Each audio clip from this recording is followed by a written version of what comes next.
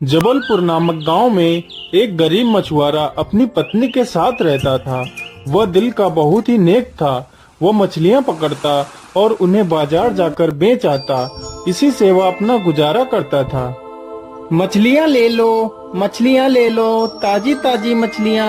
अरे भैया, आइए मछलियां ले जाइए, बहुत ही सस्ती मछलियां हैं। अरे भाई, मछलियां कैसे दे रहे हो?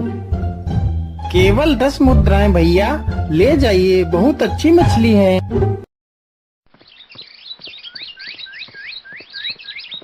अरे भाग्यवान, तुम कहाँ हो? देखो देखो, आज मैं क्या लेकर आया हूँ। अरे अरे, आप इतना शोर क्यों मचा रहे हैं? ऐसा आप क्या लेकर आए हैं? अरे भाग्यवान, ये कुछ सब्जियाँ मैं बाजार से लेकर आया हूँ। अरे, इतनी सारी सब्जियाँ। अच्छा अच्छा, ठीक है, आप तब तक मुंह हाथ धो लीजिए, तब तक मैं खाना बना लेती हूँ। अरे भाग्यवान, खाना बन गया? हाँ जी, बन गया, बस अभी लेकर आती हूँ। अरे अरे, मैं पानी तो ला ही नहीं। अच्छा रुको, मैं पानी लेकर आती हूँ। अरे, पानी तो है ही नहीं, घड़ा तो पूरा खाली है। अजी, पानी तो खत्म हो गया है। तब तक आप खाना खाओ, तब तक मैं पानी ले आती हूँ। अरे बहन, वो देखो, मछुआरे की बीबी आ रही है। रोज रोज ताना मारने के बावजूद भी यह यहीं पानी भरने के लिए आ जाती है।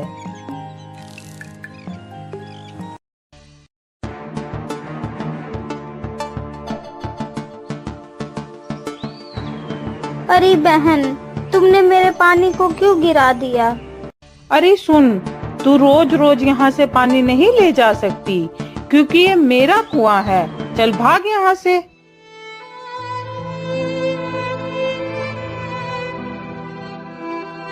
फिर वह नदी से पानी भरकर वापस आती है तो रास्ते में उसका पैर एक सर्प पे पड़ जाता है, तो सर्प उसे डस लेता है।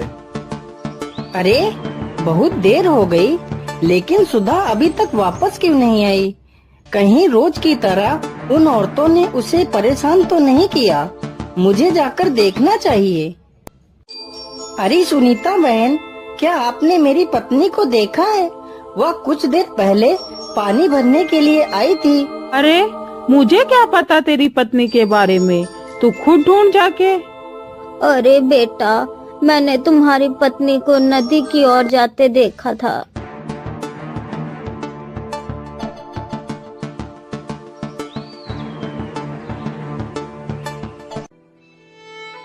हे भगवान, ये क्या हो गया?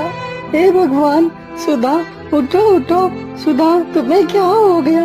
हे ऊपर वाले, मेरी सुधा को क्या हो गया? अरे, यहाँ इतनी भीड़ क्यों लगी है? अरे बेटा, तुम्हें क्या हुआ?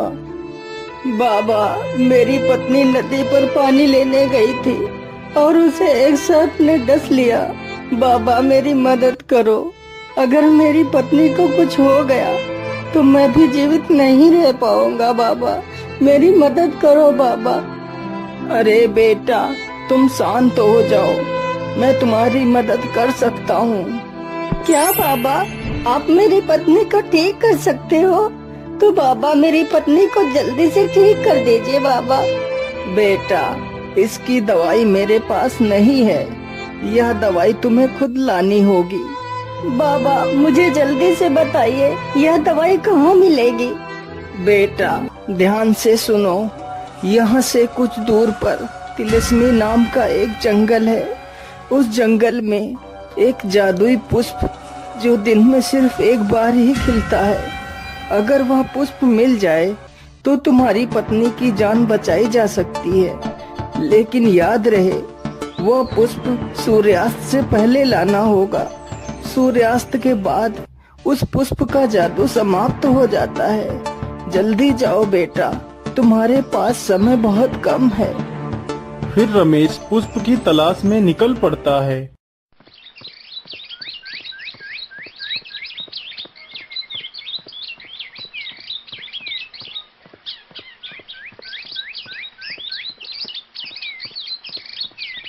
अरे इतना समय हो गया है, लेकिन मुझे कहीं भी वह पुष्प नजर नहीं आया है। अब सूर्यास्त होने में कुछ ही समय बचा है। अब मैं अपनी पत्नी को नहीं बचा पाऊंगा। हे भगवान, मेरी मदद करो।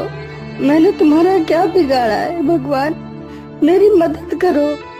रमेश के रोने की आवाज सुन एक खरगोश उसके पास आता है।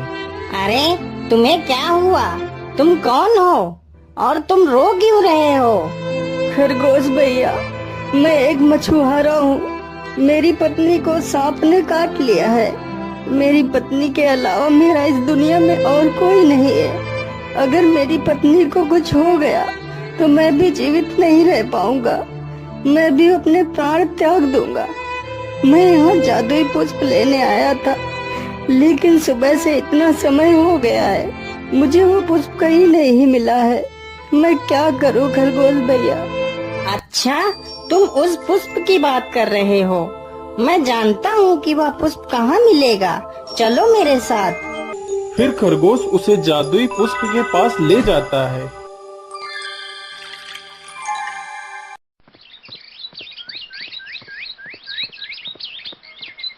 फिर मछुआरा जादुई पुष्प लेकर आ जाता है।